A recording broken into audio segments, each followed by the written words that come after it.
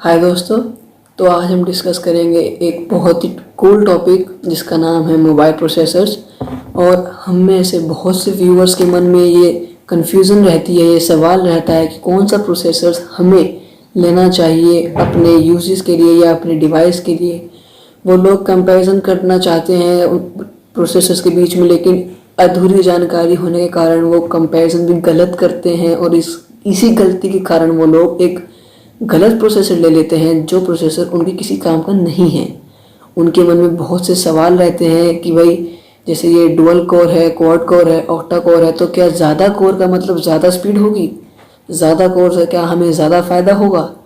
तो ऐसे ही कुछ क्वेश्चंस के बारे में आज हम जानेंगे और एक सिंपल तरीके से हम ये पता लगाएंगे कि कौन सा प्रोसेसर किसके लिए अच्छा होता है और उसको कैसे डिफरेंस करें। फिर दोस्तों, आप चाहे कोई सी भी क्लास में पढ़ते हो, कोई सी भी स्ट्रीम के हों, आपको कभी भी कोई दिक्कत नहीं आएगी अपने लिए एक परफेक्ट प्रोसेसर चुनने के लिए जो आपको बहुत बेनिफिट देगा और वो यूज़लेस नहीं होगा। तो आइए दोस्तों शुरू करते हैं। मैं भव्य और आपका वेलकम करता हूं मेरे चैनल ट्रेंड एक्सप्रेस में। तो हम स्टार्ट करते हैं एक सिंपल से स्टोरी टाइप एग्जांपल के साथ, जिससे आपको समझने में कभी दिक्कत नहीं आएगी और आप एकदम समझ जाएंगे। तो ऐसा सोचिए कि आप एक बिल्डर हैं और आपने एक ज़मीन खरीदी है और आप उस पर एक बिल्डिंग खड़ी करना चाहते हैं। तो आपने अगर एक ज़मीन खरीदी है, उस बिल्डिंग खड़ी करनी है, तो सबसे पहला काम होता है एक मैप, एक बिल्डिंग का मैप। और वो मैप हमें कौन प्रोवाइड कराएगा? एक आर्किटेक्चर। तो सेम प्रोसेसर के केस में है, आपको प्रोसेसर बनाने से पहले एक बेस प्लेटफॉर्म चाहिए जो है सिलिकॉन वेफर। और ये सिलिकॉन वेफर एक बेस्ट है क्योंकि ये सेमीकंडक्टर है और ये जल्दी हीटअप भी नहीं होता है। तो अब आपने वहाँ पे बिल्डिंग के लिए जैसे ज़मीन खरीदी, यहाँ पे प्रोसेसर के लिए आपने एक सिलिकॉन वेफर ख़रीद लिया। अब आप चाहते हैं कि आपकी जो कंपनी खड़ी हो या जो आप कंपनी बनाना चाहते हैं वो एक बेस्ट आउटपुट दे जल्दी। और वो कब हो पाएगा? जब आपके एम्प्लॉयज़ जल्दी आ पाएंगे। तो उसके लिए हमें डेवलपमेंट मतलब जो स्पीड है, उसका आउटपुट है, वो अच्छा रखना पड़ेगा। सेम प्रोसेसर के केस में अगर आपको अच्छी आउटपुट चाहिए तो जो उसका प्रोसेसर है, जो उसकी थ्रेडिंग है, वो सब कुछ परफेक्ट होनी चाहिए। तो अब जैसे बिल्डिंग स्टार्ट करने के लिए हम एक आर्किटेक्ट के पास गए ताकि वो एक नक्शा बनाए। अब वो जितना अच्छा नक्शा बना के देगा, आपकी बिल्डिंग उतनी अच्छी बनेगी, आप उतनी ही अपनी आपकी जो ज़मीन का जो पार्ट है उस पार्ट को अच्छी तरह यूटिलाइज़ कर पाएंगे। तो ऐसे ही हमें एक आर्किटेक्चर चाहिए जो आपके प्रोसेसर के लिए जो है मैप या डिज़ाइन कह लीजिए वो तैयार कर सके। तो उसके लिए मोबाइल फ़ोन के प्रोसेसर के लिए सबसे बेस्ट है ARM। इसकी फुल फॉर्म है एडवांस रिस्क मशीन्स।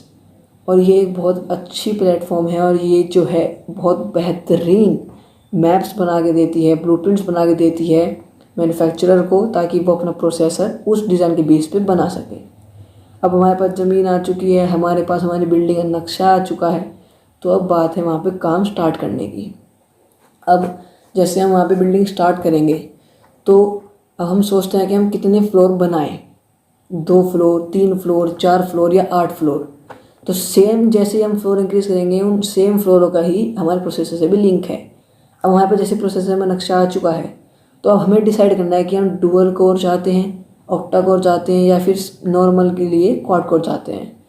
तो अगर आपने 2 फ्लोर बनाए तो वो डुअल कोर, 4 फ्लोर तो क्वाड फ्लोर, और अगर 8 फ्लोर बनाए हैं तो वो ऑक्टा कोर प्रोसेसर के रूप में गिना जाएगा। यहाँ तक कि आजकल तो हमारे पास डेका कोर्स भी आ चुके हैं जिसमें 10 कोर साथ साथ होती हैं।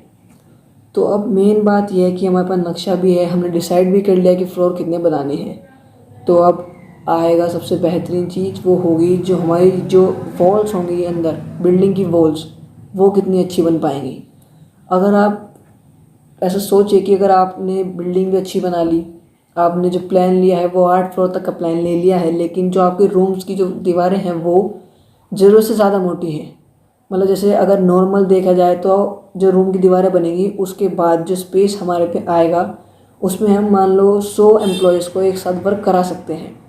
लेकिन जो आपने अभी दीवारें बनाई हैं वो ज़रूरत से ज़्यादा मोटी हो गई, तो उसका इफेक्ट कहीं ना कहीं स्पेस पे भी पड़ेगा। तो 100 की बजाय हमारे पास जो उसका रेट है वो कट हो जाएगा, वो 80, 70, 50 ऐसा कुछ भी हो सकता है, मतलब डिपेंड रहता है कितनी मोटी दीवारें हैं।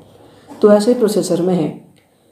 स्टार्टिंग में जब प्रोसेसर आए थे तब जो है इनकी जो इनके साइज़ थे वो थे 28 नैनोमीटर, 24 नैनोमीटर।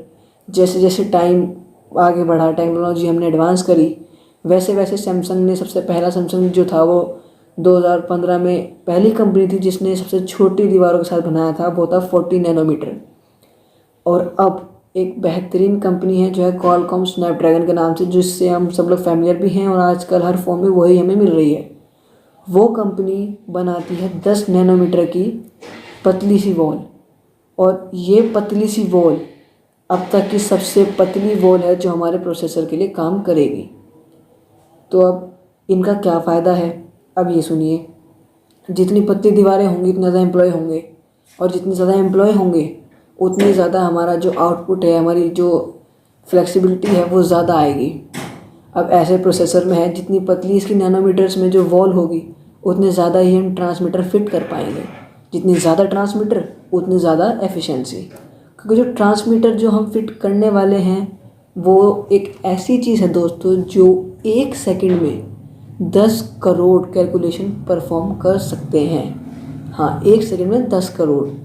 तो अगर हम ऐसे ज़्यादा से ज़्यादा ट्रांसमीटर लगा पाएंगे तो इससे फ़ायदा ही होगा मेरे हिसाब से, नुकसान तो नहीं होगा, क्योंकि 1 से पहले 2, 2 से पहले 4, तो सबसे इम्पोर्टेंट फैक्टर आता है ये ब्रेथ के नैनोमीटर के हिसाब से।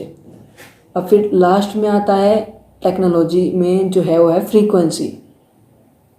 अब बिल्डिंग के उसमें समझाता हूँ। जैसे हमने बिल्डिंग बनाई है, अब हमारे पास अच्छी आर्किटेक्ट भी है, हमारे पास वॉल भी अच्छी हैं, इसका मतलब जो अंदर एम्प्लॉयज़ हैं वो भी फुल हैं। लेकिन अब उन्हें एक फ्लोर से दूसरे फ्लोर पे जाना है। अगर मान लो कोई 8th फ्लोर वाला है, उसे काम से फर्स्ट फ्लोर पे आना है, या फर्स्ट वाले को 8th पे जाना है, और अगर आपकी बिल्डिंग में लिफ्ट ना हो तो आपको स्टेयर्स यूज़ करनी पड़ेंगी। और स्टेयर्स यूज़ करने से जो आपके एम्प्लॉयज़ होंगे उनकी एफिशिएंसी घटेगी, उनकी एनर्जी घटेगी, और उनका वर्क में जो है काम मन जो है वो कम लगेगा। तो क्या हो अगर आपकी बिल्डिंग में लिफ्ट लगा दी जाए, तो उससे बहुत काम आसान होगा। जो आदमी 8th फ्लोर से फर्स्ट फ्लोर पे जाने के लिए 5 मिनट ले रहा है, वही आदमी 8th फ्लोर से फर्स्ट फ्लोर पे जाने के लिए उससे कम टाइम लेगा। तो जाहिर सी बात है वो थकेगा नहीं, उसकी एफिशिएंसी बढ़ेगी, टाइम बचेगा। अब सबसे मेन बात आती है कि लिफ्ट की जो स्पीड होगी वो अगर मान लो वो स्लो हुई, लिफ्ट तो लग गई लेकिन स्पीड स्लो है, तो बात फिर वही आई, 5 या 4 मिनट हो गई।